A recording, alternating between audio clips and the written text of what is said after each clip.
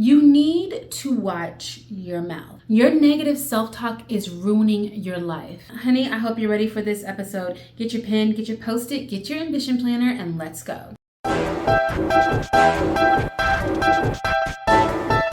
Hello Ambition Babes, welcome back to my channel. My name is Dion, also known as the Face of Ambition across all social media platforms, and I am so glad that you are here for this episode because this is something that I'm extremely passionate about. I help women over 40 who are ready to reinvent themselves and to prioritize self-care, and that includes how you identify. I'm gonna have to warn you right now, this episode is a big trigger warning for me. My nostrils is gonna be flared this whole episode because I am so passionate about the way that we identify, about the way that we speak about ourselves. Our negative self-talk is ruining our lives. The things that we say about ourselves are the things that we believe. I'm too old, I'm too clumsy, I'm so stubborn, I can't stay focused, I'm always distracted, I'm too fat, it runs in my family. Baby, just because this is what you've practiced does not mean that this has to stay your reality. We practice these things about ourselves. We say them over and over again, and they are actually true. When we say that we are clumsy, we find ourselves falling. When we say we're always distracted, we can find ourselves off task. But what if you were actually to change the way that you spoke about yourself? What happens if you removed that sticker, that identity from yourself and said that I am no longer a person that lives with diabetes. I'm no longer diabetic. I'm not a procrastinator. I'm somebody that is always productive. I'm not someone that is lazy or that can't learn or somebody that is afraid to talk in front of crowds. I am someone that is confident, that is someone that is ready to seize the day. I am someone that is an early riser. I am someone that enjoys reaching my goals. What if we actually changed the way that we identified, and what would actually change if we did? I am about to break down some of the negative identities that we have said about ourselves and an action plan to counteract our negative self-talk. As a business coach and entrepreneur, I have said these things about myself and I hear them all the time. I literally hate when I hear a person say that I'm too old. I'm stuck in my ways. I've always done it this way. I'm too old to start something new. You know what they say, you can't teach an old dog new tricks. All of that negativity actually starts to be how we identify ourselves. So whenever someone says, you know, you can start a business, that is an amazing business idea, what is the first thing that you say? Oh no, I'm too old. I don't know how to use social media. I don't know how to start a YouTube channel. Oh no, I don't know how to use technology. I can't. I hear it all the time, and I am actually guilty of saying it as well. But what if you reframed that thought to saying, you know what, I'm always curious to learn. I'm a lifelong learner. I want to know more about this, even though maybe I haven't been good at it in the past. I'm going to start being amazing at it today. What if we actually started changing our mindset, changing the words that we use about our age and about how we are aging?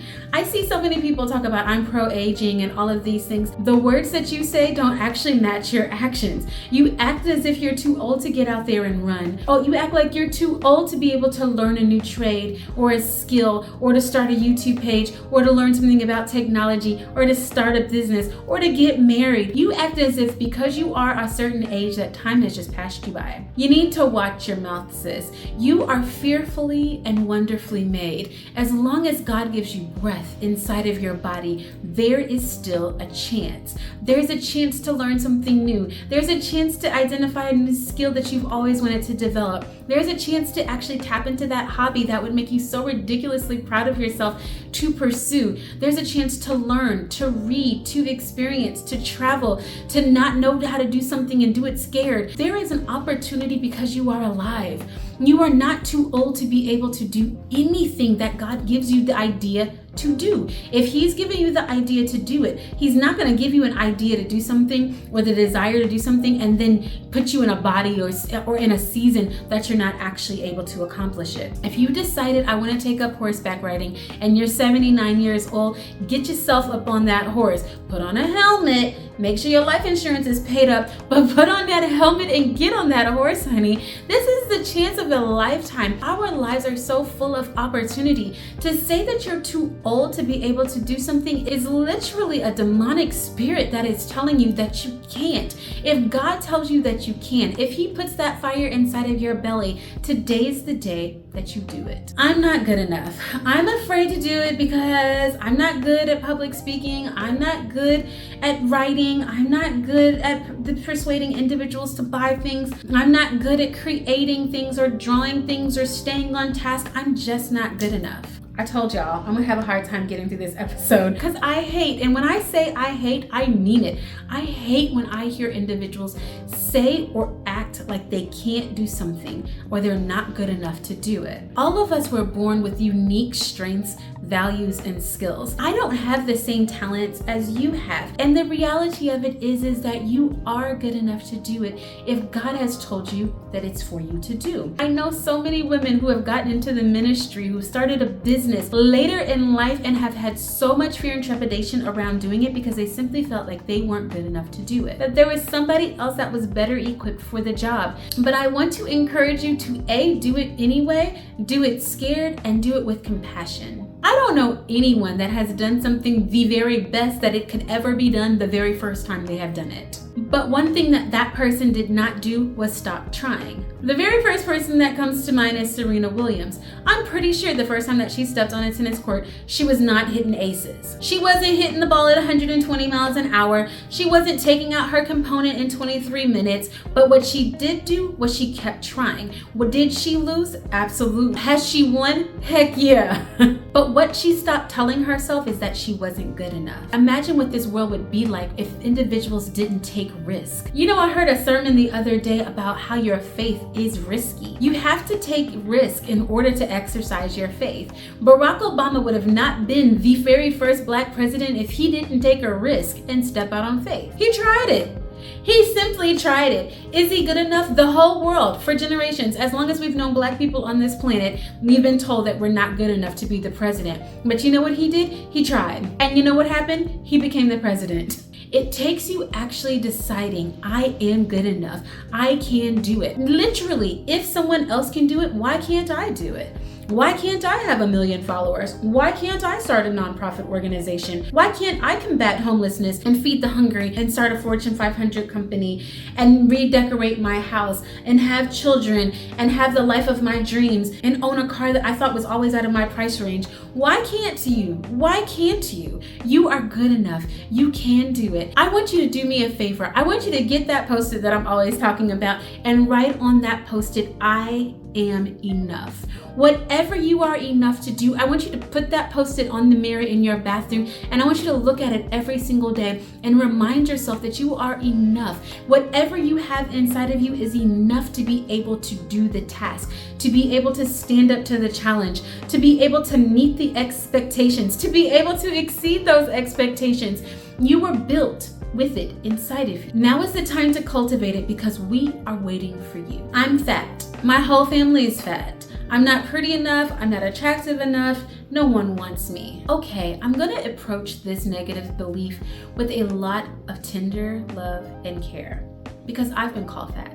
I understand what it feels like to not actually have the body that you want to have, for your thighs to rub against each other, for your arms to flap in the air whenever you wave. I understand what it feels like to have your belly sit on your lap. I understand what it feels like to have stretch marks and loose skin and be out of breath when you're walking up the stairs. But just because that is who I am today, I can decide to not be that person forever. If you want to change how individuals experience you, consider this as your permission to do something about it. I know that God fearfully and wonderfully made you specifically the way that you are today. But God has also given us the most powerful and the most gracious gift He could have ever given humanity, and that's the power of choice. So if you choose to continue to tell yourself that you're fat, that you're ugly, that you're unattractive, that individuals are not going to be attracted to you, that you're never going to find a spouse or a husband or a partner, then that is going to be your reality. But the moment that you start changing your mindset and saying, you know what, I'm beautiful,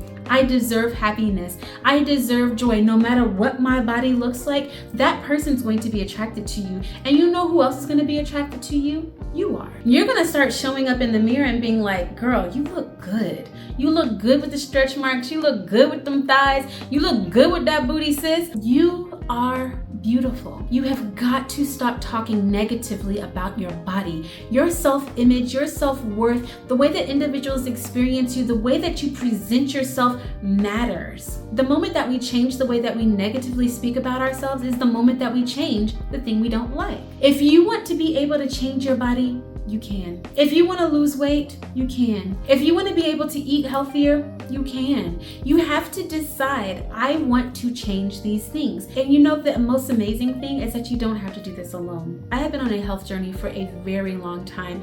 And the moment that I decided to make this a personal journey between myself and God was the moment that I was able to lose a significant amount of weight. My eating habits were not tied up in the fact that the food was just there, or that it was accessible, or that it was good. It was tied up in my self-worth. My eating habits were attached to so many more things than just the fact that the food was available, so I ate it. When I started talking to God about what happened, why did I start overeating? When do I eat the most? Am I an emotional eater? Why is it that I don't feel as if I should take care of my body? Why have I settled with the body that I have? Why is it that I'm not worthy enough to take myself on a walk or prioritize my health? Why is it that I don't take time to meal prep or make healthy meals? Why is it that I overeat? Why is it that I emotionally eat? Why is it that I allow others or my environment to determine the things that I eat? Why is it that I'm not attracted to eating a salad? What is the problem? When I started talking to God about my health, He helped to change my mentality, my mindset, the things that I craved, the things that I wanted. You guys have no idea how ice cream and French fries used to have a choke hold on your girl. I could not pass a Dairy Queen without wanting to stop and get a flurry or a blizzard. Which one is it? A blizzard. But the moment that I decided, you know what, I'm worth more. I have goals. I want to achieve my goals in this amount of time. I deserve better than that. I want to be able to fit into this outfit. I want to prove to myself and to others that I can set a goal and to be able to achieve it. The moment that I said, you know what, this is a journey that God and I are going to take, is the moment that I started changing the way I spoke about myself. I no longer wanted to be pre-diabetic. I no longer wanted to be short of breath when I came up those stairs. You have the power of choice. Choose today to stop saying the negative things about yourself and choose the body, choose the goals, choose the weight, choose the clothing size of your dreams. This is something that you can start as soon as today. I don't deserve success. I don't deserve happiness. I don't deserve to be financially prosperous and abundant because I'm poor with my finances. That is a lie from the devil. We self-sabotage success all the time. When we start finding ourselves being more successful, changing our mindset, practicing gratitude, losing the weight, we will find a way to sabotage our success. When we start saving the money, we'll find a reason why we have to spend the money on something frivolous. Sis, you have got to watch your mouth. Watch the words that you say about yourself. Identify the areas that you sabotage yourself throughout the day even. What I started to do with my faithful Post-it is I started actually writing out the ways that I was distracted throughout the day. What are the things that distracted me? What are the things that held me back from being successful? Was it that I was starting to work on a really big task, and because I felt like it was a big opportunity, or it was going to take a long time to achieve, or it was going to be able to bring in a lot of money, I started feeling fearful. So then I started picking up my phone to say, you know what, I need some more ideas, or I don't feel good enough to do this, or I need to practice more. So I found something to distract me from actually not pursuing that thing. And what I ended up doing was sabotaging my own success. So then, when I want to turn around and say, I can't be successful, I don't deserve happiness, it's because at the end of the day, I've not done anything I said I was going to do. I want to challenge you to start writing out the areas of your life where you become distracted. Because what I will tell you is that I believe this with all of my heart, that distractions are the number one way the devil keeps us off our square. He can get us off of our game so easily as long as he can keep us distracted. God has so many plans for us. He has plans to prosper us and give us hope in a future. And the moment that we allow ourselves to be distracted, by our negative self-talk, by our cell phones, by our family members, by our limiting beliefs, is the moment that we're actually not pursuing the things that God told us to do. If He can keep us distracted for any number of moments throughout the day, it's the moment that He's won. When you've started with negative self-talk and now you're distracted, when you start looking at the fact that every time I'm distracted, I look up and it's an hour later and I've not started the project, I've not made the phone call, I've not sent the email, I've not worked on my business goal, I've not gone to the gym, I've not created the healthy meal. Now I'll just drive through Taco Bell, or now I'll just pick up some Chick-fil-A, or now I'm gonna skip the gym today, or now I'm gonna work on the business plan next week whenever I have more time. Watch how distracted you are throughout the day. Write out the things that actually make you feel distracted, and then ask God to give you the strength to be able to combat the times that you are distracted throughout your day. You have this negative self-talk because you've actually started believing the voices inside of your head. You started believing that you're not worthy of success. You started believing that you're not worthy of making 6 and 7 figures. Because you've started believing it, you've started acting like it. Your days look like the person that you're striving to be, the person that is not as successful as you want to be, the person that is not making 6 figures. Your day, your task, your abilities, all of those things are starting to align because you keep saying it and you keep replaying it. The things that you say you're going to be, you are. You guys, I warned you that this was something that is so triggering for me because it is something that I work on every single day to be able to combat. And I want us to make a promise, a pledge, an oath to ourselves right now that we are going to list the things that we have said negatively about ourselves and ask ourselves one simple question. Is it true? Is it true that you're lazy? Is it true that you can't lose weight? Is it true that you don't deserve happiness? Is it true that you don't deserve to make more money than you do now? Is it true that you're clumsy? Is it true that you're ugly? Is it true that you have to stay in the space that you're in right now forever? If you answered yes to any of those questions, then I'm wrong. I promise you that you didn't answer yes to a single one of those questions because it's a lie. Today, I want to challenge you to watch your mouth, honey. Watch the words that you say. Watch the things that you consume. Be mindful of the way that you speak about yourself. And the moment that you start combating those thoughts, the moment that you say, none of these things are true, none of these things are positive, and start reframing the way that you think, is the moment that you're going to reach the next level. You want to talk about your glow up journey? Honey, there is nothing better than realizing, you know what? I'm not saying negative things anymore. I'm thinking positive throughout the day. I'm achieving my goals. I don't think these things anymore. I don't talk this way to my friends anymore.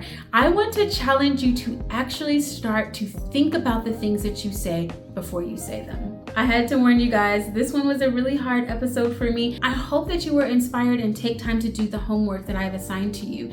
Take time and write out the negative things that you said about yourself and answer that question. Is it true? Okay, Ambition Babes, I hope that you enjoyed this episode. I hope that you make sure that you watch your mouth and make sure that you're mindful about the things that you say. Until our next episode, I pray that you are well and that you're doing everything that you can do every single day to reach your most ambitious goals.